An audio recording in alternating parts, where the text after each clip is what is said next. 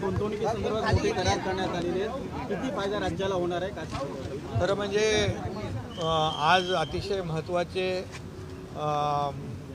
करारनामे झालेले आहेत. ग्रीन हायड्रोजनमध्ये 7 कंपन्यांनी त्याच्यामध्ये MOU साईन केले. 2,76,000 कोटींचे गुंतवणूक येईल आणि त्याच्यामध्ये जवळपास 60,000च्या पेक्षा जास्ती लोकांना रोजगार मिळेल. आणि महाराष्ट्र हे पहिलं राज्य आहे ग्रीन हायड्रोजन प्रमोट करणारं.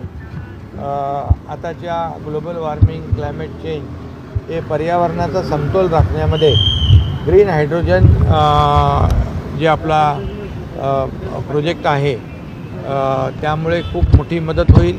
ही पॉलिसी जी आहे ग्रीन हायड्रोजनची ही पर्यावरणाचा समतोल राखण्यासाठी राज्याला उपयुक्त ठरेल. आणि आदरणीय प्रधानमंत्री नरेंद्र मोदी साहेबांचं देखील विजन आणि फोकस आहे की ग्रीन हायड्रोजनला प्राथमिकता द्यावी, प्राधान्य द्यावं. आणि त्याप्रमाणे आज 7 कंपन्यांचे MOU झाले.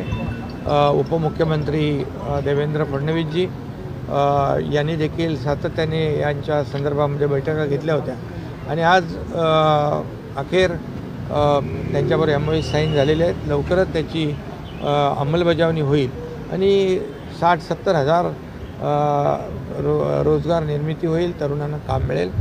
आणि त्याचबरोबर स्टीलमध्ये आर्सेलर मित्तल आणि निप्पॉन या 2 कंपन्यांनी 40,000 कोटीची गुंतवणूक केलेली आहे आणि त्याच्यामध्ये मोठ्या प्रमाणावर 20,000पेक्षा जास्ती रोजगार उपलब्ध होतील.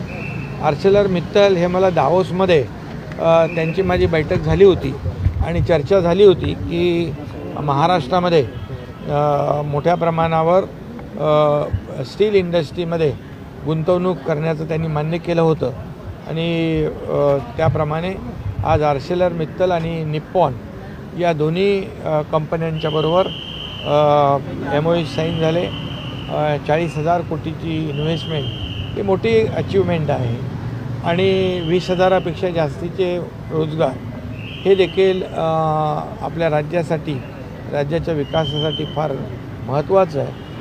दावोसमध्ये देखील आपण पाहिलं की 3,53,000 कोटी रुपयांचे MOU साईन झाले.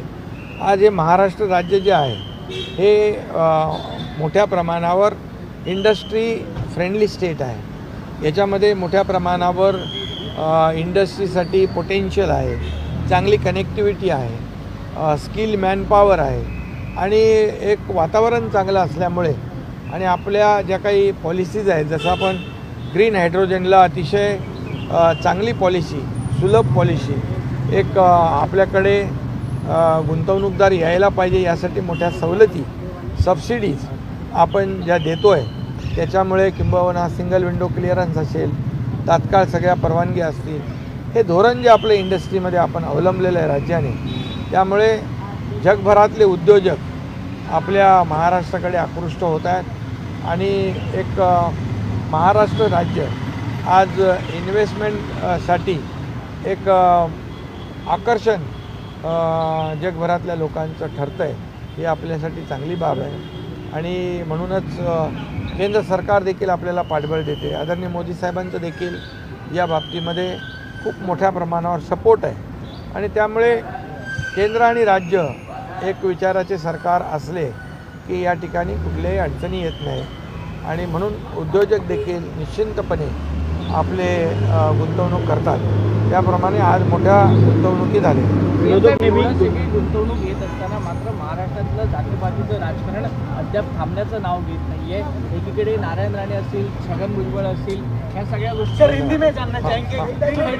मागच्या पिढीच्या परंपरा आणि पुढच्या पिढीच्या अपेक्षा यांना एकाच छताखाली एकत्र आणणाऱ्या तुमच्या मनातल्या घराला भेट द्या.